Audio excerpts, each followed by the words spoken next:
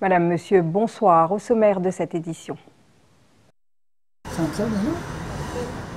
Y a-t-il un réel manque de médicaments dans nos pharmacies? Les avis sont partagés, les génériques font tiquer.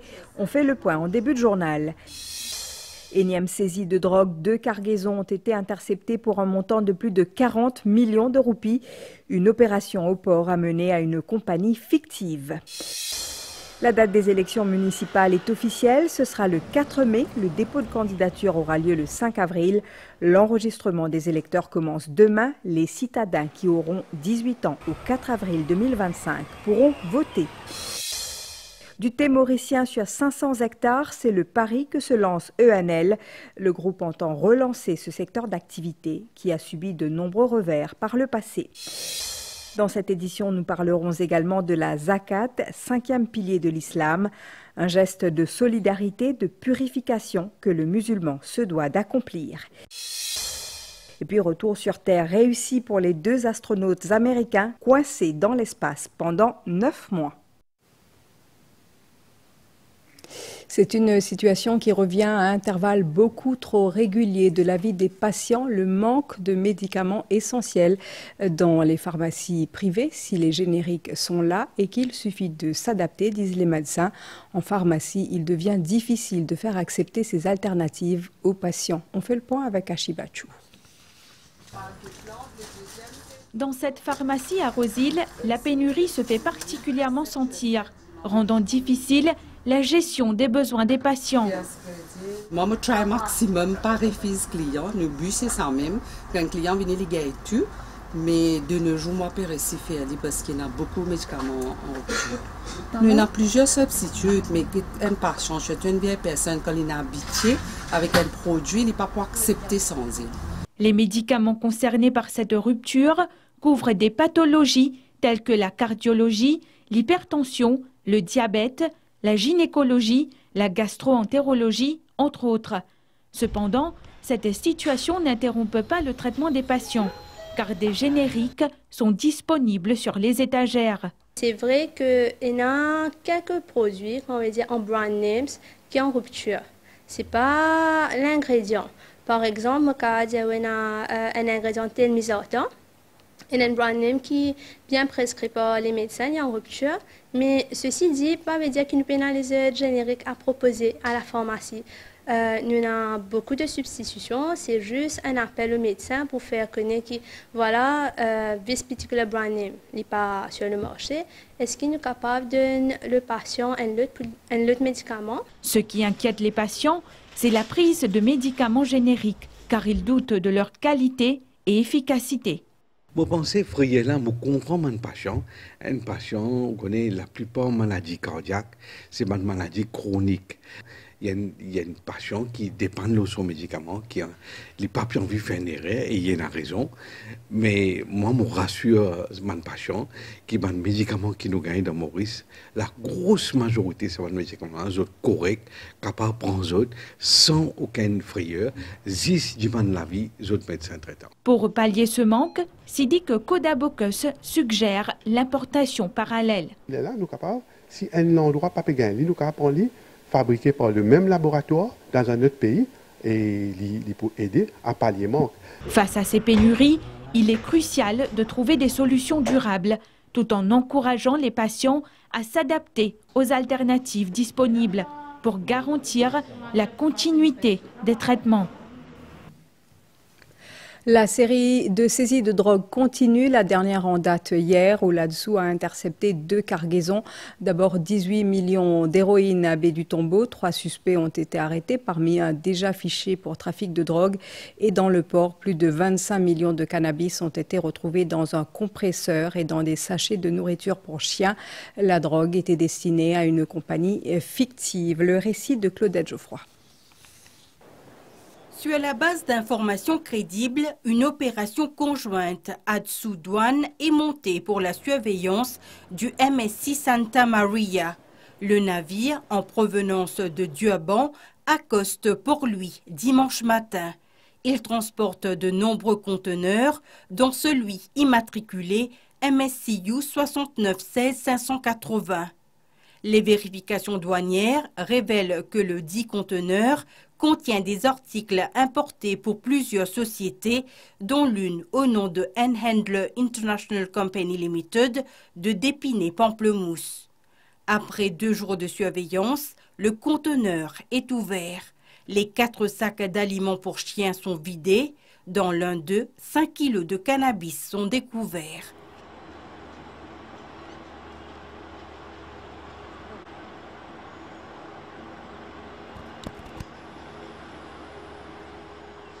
Le second colis suspect est un compresseur enfermé dans une boîte en bois.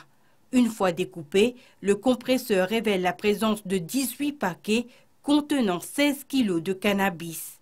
Au total, 21 kilos de drogue sont saisis, dont la valeur marchande s'élève à plus de 25 millions de roupies. Dans ce cas, l'expéditeur de Cape Town et le destinataire mauricien étant fictifs, aucun exercice de control delivery n'a pu être effectué. Cependant, là-dessous enquête sur d'autres pistes.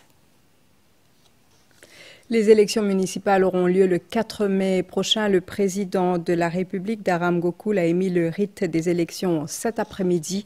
Le dépôt de candidature est prévu le 5 avril prochain. Et demain commence l'exercice d'enregistrement pour compiler le registre complémentaire pour les prochaines élections municipales. Il se poursuivra jusqu'au lundi 24 mars. Dans une conférence de presse cet après-midi, le commissaire électoral Irfan Abdulrahman précise que cet exercice concerne les citadins qui ne figurent pas sur le registre électoral, ainsi que ceux qui auront 18 ans au plus tard le 4 avril. Megan Ponapanaiken. Voté mardi soir à l'Assemblée nationale, la Representation of the People Amendment Act 2025 a obtenu l'assentiment présidentiel ce mercredi. En conséquence, la commission électorale a enclenché les procédures pour compiler un registre électoral supplémentaire pour les élections municipales. L'enregistrement des électeurs se fera sur 5 jours à compter de ce jeudi 20 mars. Cet exercice concerne uniquement les citadins non enregistrés, précise le commissaire électoral. Chaque citadin des villes, si je ne peux pas paraître loin du registre électoral à Maurice, ne paraît aucun porte de nom ou à Rodrigue, là je suis capable d'enregistrer si je reste dans la ville seulement, dans la ville. Et aussi, quand on fait gagner 18 ans, et pour gagner 18 ans, c'est la veille de l'émission, donc le 4 avril. 19 centres d'enregistrement seront opérationnels à travers les 5 villes. Ceux qui veulent se faire enregistrer doivent avoir une pièce d'identité et une preuve d'adresse. Pendant 19 centres qui peuvent ouvrir à travers les 5 villes, la cité de Port-Louis et les 4 autres villes. Le bureau pour lui, il peut servir comme un centre pour l'entier des 5 villes. Pour lui, n'importe qui monde qui travaille là pour lui, même il habite Cuepipe, il habite la café du 14, il habite enregistré ici. Mais nous faisons l'appel à tout le monde, avant de l'enregistrer, fait un effort, c'est que notre nom c'est paraître déjà dans la liste électorale. Parce que si on nom paraît dans la liste électorale déjà, on va enregistrer où. Ce registre complémentaire sera en vigueur à partir du 4 avril, soit à la veille de l'exercice de dépôt de candidature. Selon le registre électoral de 2024, il y a actuellement 400 594 électeurs inscrits dans les 5 villes du pays.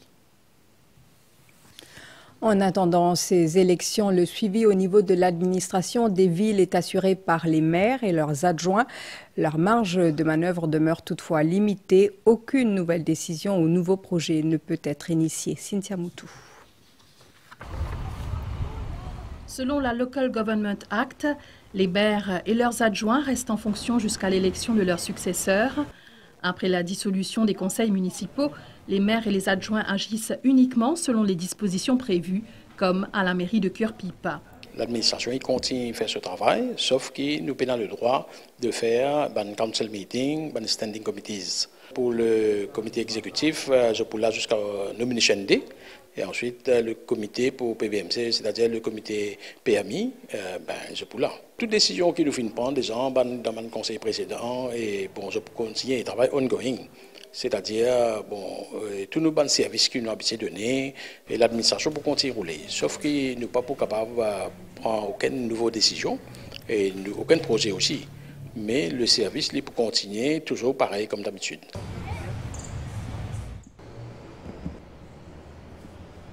Nous avons un certificat de vie qui nous besoin, il dépend de nous, nous besoin, comme quoi signer, comme quoi je t'ai envie à l'île Maurice. À la mairie de Quatre-Bornes aussi, tout est fait selon les paramètres établis. Côté administratif, nous là, nous besoin de continuer de travail.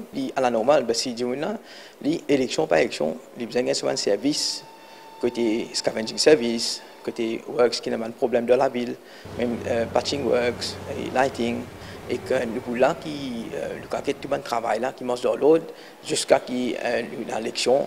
En attendant les prochaines élections municipales, l'administration de la Ville Lumière et celle de la Ville des Fleurs assurent la continuité des services offerts aux citadins. Un mot sur les travaux parlementaires avec le Finance and Audit Amendment Bill qui a été voté hier soir sans amendement. Le projet de loi présenté par le Premier ministre vise à réintroduire le Performance-Based Budgeting. Le docteur Navin Ramgoolam précise qu'il vient renforcer la transparence et la responsabilité en obligeant les ministères à justifier l'utilisation des ressources publiques. L'objectif final étant de réduire le gaspillage, améliorer l'efficacité des dépenses et assurer une discipline budgétaire pour éviter un endettement excessif.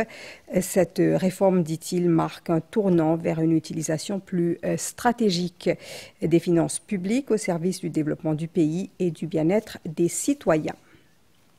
Puisqu'on parle des finances publiques, sachez que le ministère des Finances a ouvert une plateforme en ligne pour recevoir les propositions du public et des parties prenantes dans le cadre de la préparation du budget 2025-2026. Elle reste ouverte jusqu'au 21 mars. Mais déjà, l'on sait que les préoccupations des Mauriciens sont plus ou moins les mêmes. Le coût de la vie, le pouvoir d'achat et l'espoir de mesures concrètes pour alléger leur quotidien. Andrew Ramgoolam.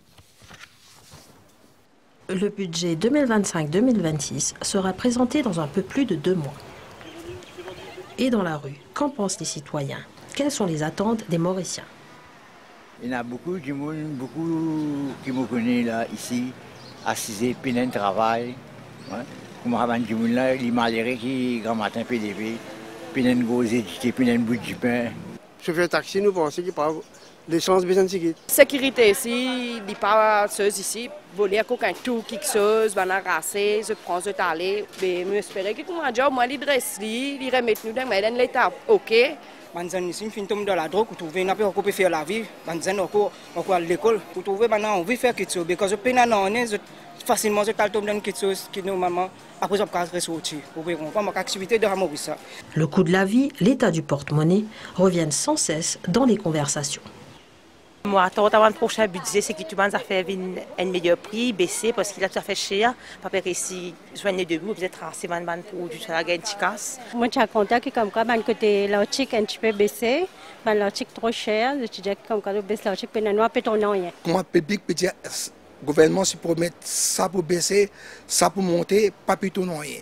Et moi, je pense que ça, le gouvernement n'est pas facile pour faire ce que l'Indien. Moi, je voulais améliorer la santé et l'éducation.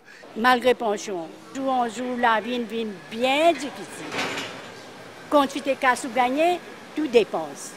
Et puis, comme du monde puis travail, tu viens promener, nous restons travail même, nous pas rester montables. Reste à savoir si ces doléances seront entendues et surtout si elles se traduiront concrètement dans le budget à venir. En attendant, le ministère des Finances invite toutes les parties prenantes, dont les syndicats, les ONG, mais aussi et surtout le public en général, à exprimer leurs avis et à soumettre toute proposition spécifique à prendre en compte dans le cadre de la préparation de cet exercice crucial. Date butoir, vendredi 21 mars.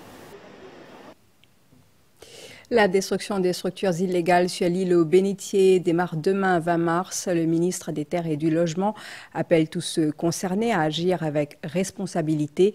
Lors d'une conférence de presse en début d'après-midi, Shakil Mohamed insiste sur l'urgence de cette démarche. Il soutient également que cet exercice permettra de régulariser les opérateurs qui exercent dans l'illégalité. Le compte-rendu de Madhvija Garnett. Une visite en début d'année sur l'île aux Bénitiers avait permis aux autorités de constater la présence de structures érigées illégalement.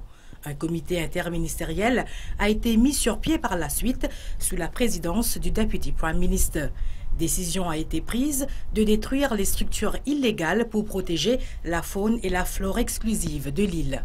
Cette structure-là, il y en a beaucoup là-dedans, non seulement en bois, et il y a des gens qui font celle de bois-là dans le béton. Alors, la SMF, pour bien non seulement tirer du bois, mais pour bien fouiller et faire casser de béton avec du sable.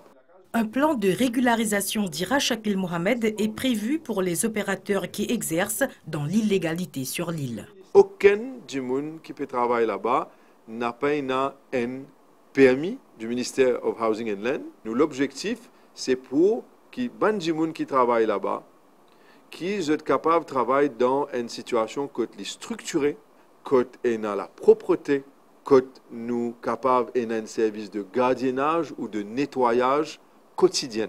La démolition des structures illégales sur l'île Bénitier démarre à partir du jeudi 20 mars 2025.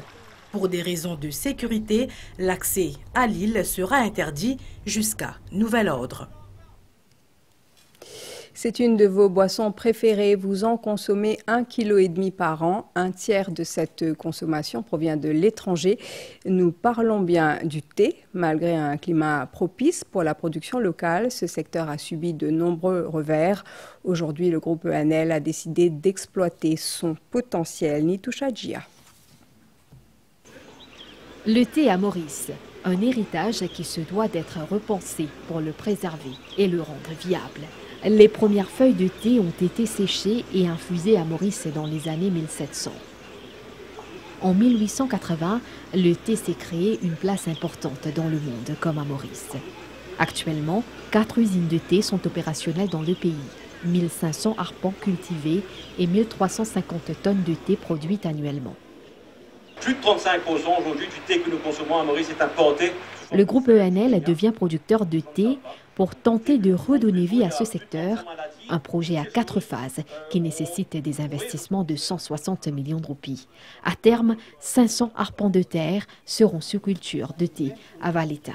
La particularité du thé, contrairement par exemple à la canne que nous connaissons bien, c'est que la première récolte intervient à peu près 3 ans et demi après la mise en terre des plantules. Donc c'est une période quand même assez longue, mais la bonne nouvelle c'est que le thé n'est replanté que tous les 40-45 ans. Première récolte est pour dans 2 ans et demi maintenant à peu près, puisque là on a planté des plantules qui sont de 30 cm de haut et qui sont déjà en terre depuis 1 an et demi environ déjà. Je crois qu'il y a une vraie capacité, une fois qu'on aura rempli la totalité du marché mauricien et substitué donc à l'importation, notre ambition à nous, et je crois que l'ambition du pays, devrait être de commencer à exporter notre thé au-delà de nos frontières. Le point de départ de cette nouvelle aventure du groupe ENL reste aussi la formation des petits planteurs. Et Maurice a fait appel à l'expertise kenyane. Optimum pH. The optimum for pH, in fact, pH can, for tea, it can do in acidic soils. On collabore avec le Kenya. Et Kenya, on connaît bien Maverick, bien avancé dans le Kenya, Uganda. Là, il y a une équipe ougandaise qui est pour Maurice bientôt. C'est très avancé dans l'exportation du thé. Et nous avons un endroit qui est très approprié pour la plantation, cultivation du thé. Un endroit humide et que la TLA est acidique. Et ce qui est la bonne chose, parce que ça servi beaucoup fertilisants et herbicides. Donc, il y a une dimension environnementale. Et créer la capacité pour fournir à une usine. Pas besoin de créer une nouvelle usine. Maintenant, besoin de la masse critique. 600 000 boutures ont été importées du Kenya pour la première phase du projet, réalisé notamment avec le soutien de la Kenya Agricultural and Livestock Research Organization. Au final, l'objectif c'est aussi de produire une qualité de feuilles supérieure pour faire un thé de qualité supérieure. Dans le secteur de la santé, le mois de mars est dédié à la sensibilisation au cancer colorectal, deuxième cancer le plus fréquent et deuxième le plus meurtrier chez les hommes et les femmes à Maurice. 318 nouveaux cas de ce cancer ont été diagnostiqués dans le registre de 2023. Un dépistage précoce permet de réduire le risque de développer cette maladie. Voyez ce reportage de Madhvi Jagannath. Au centre social de Rochebois, les habitants arrivent un à un pour déposer ce récipient.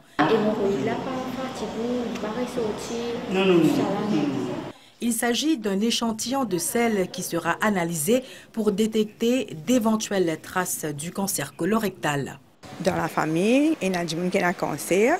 C'est pour ça que je suis content de venir pour faire un test là, pour m'encourager à faire un test là ici. Dans la famille, moi j'ai ma tante qui fait un examen de cancer colorectal. D'après moi, si je finis gagner, je trouve bien nécessaire pour faire ça, dépistage.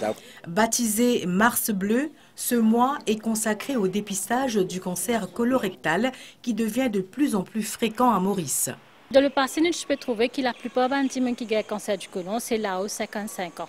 Maintenant, nous pouvons trouver qu'il y a un rajeunissement. Juste dans la statistique 2023, nous trouvons qu'il y a à peu près une vingtaine de personnes qui ont cancer du côlon en bas de 45 ans. Nous faisons un appel que la population qui vient de l'avant avec Link to Life, téléphone-nous notre hotline 86 686 pour être capable d'enregistrer, vous êtes capable de gagner sa test gratuite. Le cancer colorectal affecte le côlon, soit le gros intestin ou le rectum. En 2023, 318 nouveaux cas de cancer colorectal ont été enregistrés à Maurice, 161 chez les hommes et 157 parmi les femmes. L'OMS dit que si nous consommons excessivement de viande rouge, donc plus que 500 grammes de viande rouge par semaine, ou bien un produit dérivé de viande rouge, par exemple, un saucisse burger, qui augmente le risque d'un cancer colorectal. La cuisson aussi de ces viandes joue un rôle donc à haute température, par exemple, un barbecue, une grillade, ça aussi augmente le risque d'un cancer colorectal, parce qu'à haute température, il y a un produit cancérigène qui produit. C'est aussi le deuxième cancer le plus fréquent et le deuxième le plus meurtrier à Maurice. Une bonne alimentation et un mode de vie actif peuvent contribuer à la prévention contre le cancer colorectal. On mange beaucoup de fruits et légumes, donc beaucoup de fibres, beaucoup de céréales, légumineuses par exemple, lentilles, tout ça. Un produit laitier comme le lait, le yaourt, fromage, ça aussi diminue le risque d'un cancer colorectal. Pas de traitement pour ça, c'est bon. Non, on a consulté le yaourt, monsieur. L'ONG Link to Life poursuivra sa campagne de sensibilisation et de dépistage tout au long de ce mois de mars. Après Rochebois, l'ONG sera à Saint-Pierre, Caroline, Canfoucro et Vieux-Grand-Port. Polytechnics Mauritius forme la nouvelle génération de professionnels du secteur portuaire avec des programmes alignés sur les besoins du marché. Son campus à Pamplemousse dispose d'un ancien bateau de la NCG pour une formation pratique unique. Une étude auprès des acteurs comme la Cargo Handling Corporation a révélé une forte dépendance à la main-d'œuvre étrangère. Adrien Valère. Polytechnics Mauritius propose des formations uniques à Maurice, adaptées aux exigences du marché du travail. Sur le campus de Pamplemousse, un ancien bateau de la National Coast Guard a été installé. Il y a ce engine en bas, que nous pouvons servir pour faire une démonstration, pour faire pratique, ça qui peut faire ce diplôme dans Maritime Engineering plus tard, et ça qui peut faire Port Operations avec Nautical Science, je peux servir le deck avec le Navigation qui est dedans pour faire une démonstration et pratique. Laurent Violette est opérateur au port. Il suit désormais cette formation. Moi déjà un genre de superviseur, donc pour faire pas de nouvelles affaires, pour moderniser mon skills multi-design, parce que c'est pas un cours qui existait déjà avant Maurice. C'est un travail qui doit apprendre plutôt sur le tas. Grâce à ça, tu comprends un peu plus corporate language, une global picture de tout travail. Même qui implication, par exemple, quand un bateau bloqué dans un autre pays qui paraît ici, qui a affecté Maurice, comment prix fret monter, descendre. Polytechnics Mauritius a mené une étude des secteurs portuaires et maritimes en collaboration avec des acteurs clés dont la Cargo Handling Corporation. Elle a révélé une forte dépendance à la main-d'œuvre étrangère. On trouvait qu'il y a une manque aiguë de personnel qualifié dans le secteur maritime, que ce soit dans le secteur shipping line, que ce soit cargo companies, freight forwarding companies. J'ai besoin de sa bonne qualité de personne avec sa formation qui nous peut donner là.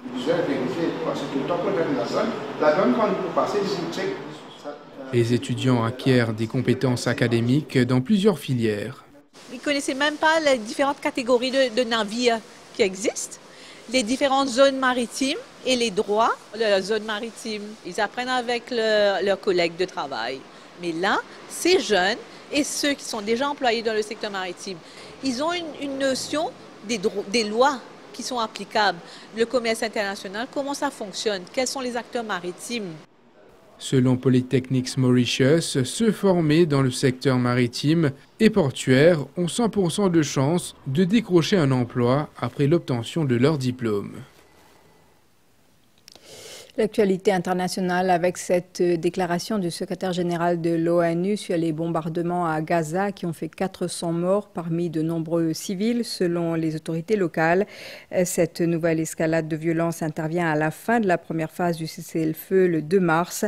Le Hamas et Israël n'ont pas réussi à s'entendre sur l'application de la deuxième phase visant à libérer la 60aine d'otages. Antonio Guterres insiste sur 3 conditions qui doivent être suivies par les deux parties. On l'écoute. I believe that the role of the UN is to do everything to convince the parties first for the ceasefire to be fully respected.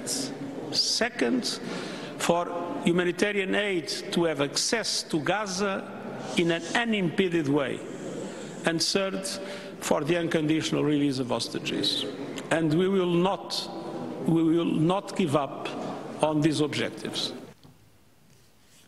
Mission accomplie, mais avec 9 mois de retard. Les astronautes américains Sunita Williams et Butch Wilmore sont de retour sur Terre. Leur capsule a améri hier au large de la Floride, bloquée bien au-delà des 8 jours prévus à cause d'une panne de leur vaisseau spatial. Ils ont transformé cette attente en opportunité.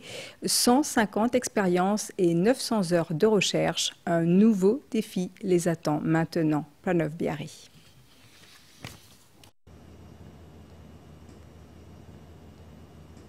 Splashdown, Crew 9, back on Earth. 17h57, heure locale au large de la Floride hier.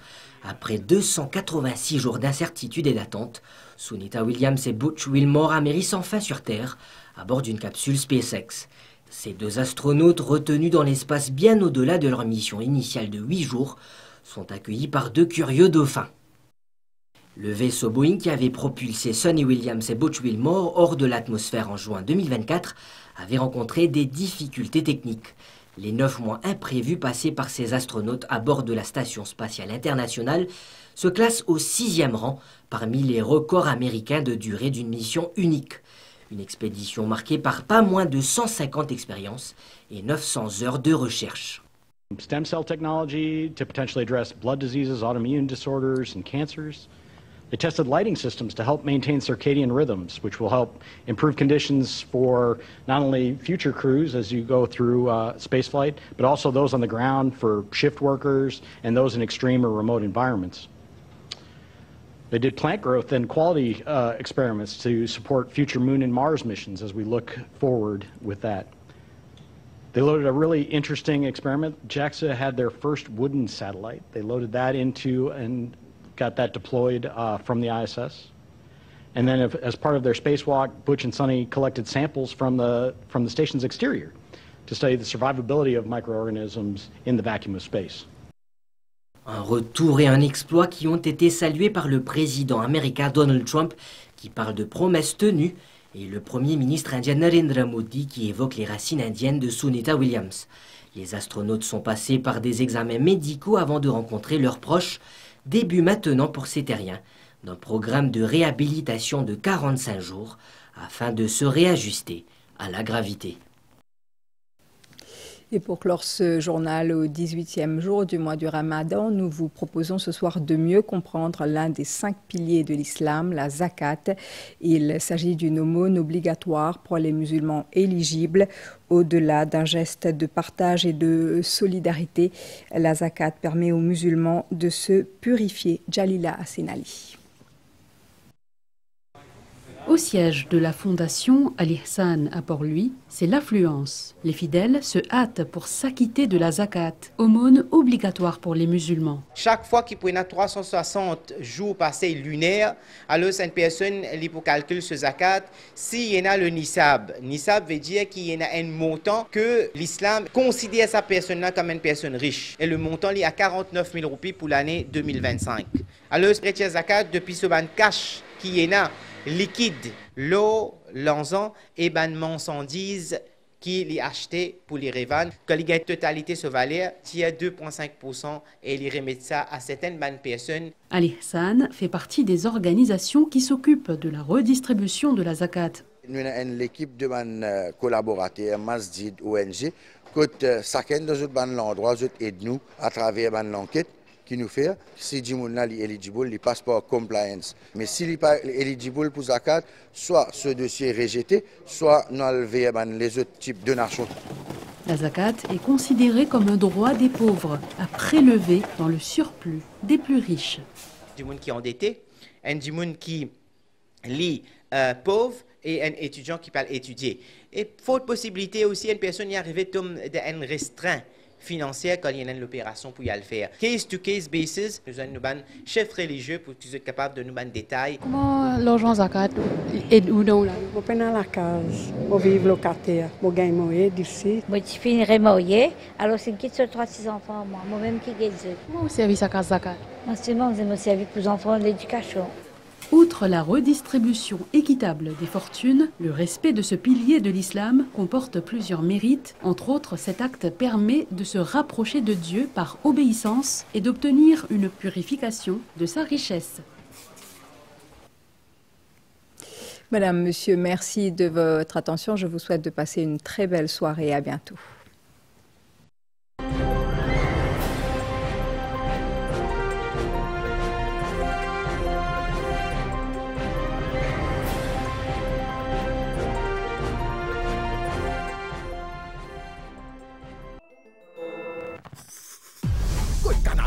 Ça fait à la peau! Promo la Pima! Pour tout nouvel abonnement, tu gagnes jusqu'à 4 mois cadeaux! Tu le parais pour stream par le grand blockbuster? Transpire gros avec ma dernière série? Get la piste se fait avec Formule 1, sorti salaire monté dans Premier League? Quand tu envie, code-toi envie, l'eau tout l'écran. Tout ça là, jusqu'à 4 mois cadeaux! Canal+, votre nouvelle expérience streaming en live et à la demande.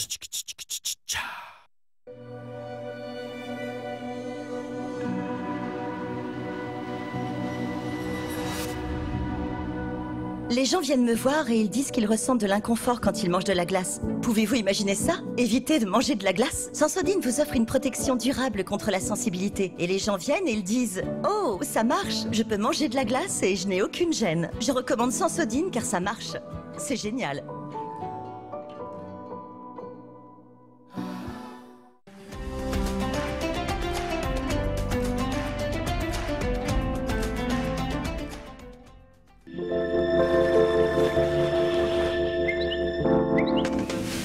Les conditions atmosphériques sur notre région demeurent chaudes, humides et instables, propices à la formation de nuages actifs sur Maurice. Il faut savoir aussi que quelques nuages évoluent à l'est de Rodrigue, alors que d'autres évoluant dans les parages d'Agalega influencent le temps local. Sur la carte synoptique, la ligne pointillée au sud-ouest de Maurice représente la ligne d'instabilité. Prévision pour Maurice, des averses localisées d'intensité modérée avec orages isolés sont toujours prévues dans la soirée. Par la suite, le ciel s'éclaircira graduellement. La température minimale variera entre 21 et 23 degrés sur les hauteurs et entre 25 et 28 degrés sur le littoral. Beau temps demain matin. Dans l'après-midi, des développements nuageux sont prévus sur la moitié ouest de l'île et sur le plateau central avec des averses localisées. Ces averses seront d'intensité modérée, accompagnées d'orages. Des poches de brouillard sont aussi prévues, réduisant ainsi la visibilité. La température maximale restera supérieure à la moyenne et variera entre 26 et 29 degrés sur le plateau central et entre 31 et 34 degrés sur les régions côtières. Vent du secteur est soufflant à environ 15 km/h, devenant variable par moment. Mer forte au-delà des récifs, avec des houles du sud-ouest de 2,50 m. Il est déconseillé de faire des sorties en haute mer. Rodrigue, mi-couvert à parfois nuageux durant la nuit, avec quelques averses. La température minimale variera entre 23 et 25 degrés. Après quelques ondées matinales, le temps sera essentiellement beau demain. La température maximale sera supérieure à la moyenne et variera entre 29 et 32 degrés. Le vent soufflera du secteur est de 15 à 25 km/h. Mer forte de la des Récifs avec des houles du sud-ouest de 2,50 m. Il est déconseillé de faire des sorties en haute mer. À Galega, mi-couvert avec quelques averses, la température minimale sera d'environ 26 degrés cette nuit. La température maximale, elle, sera d'environ 32 degrés demain matin. Vent léger et variable, mer agitée avec des vagues de l'ordre de 2 mètres.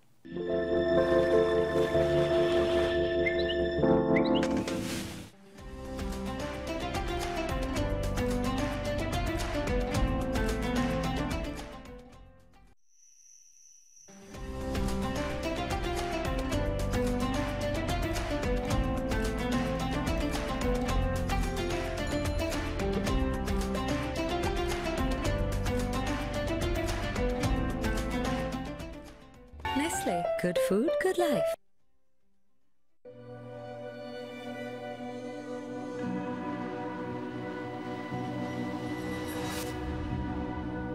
Les gens viennent me voir et ils disent qu'ils ressentent de l'inconfort quand ils mangent de la glace. Pouvez-vous imaginer ça? Éviter de manger de la glace? Sensodyne vous offre une protection durable contre la sensibilité. Et les gens viennent et ils disent « Oh, ça marche! Je peux manger de la glace et je n'ai aucune gêne. Je recommande Sensodyne car ça marche. C'est génial. »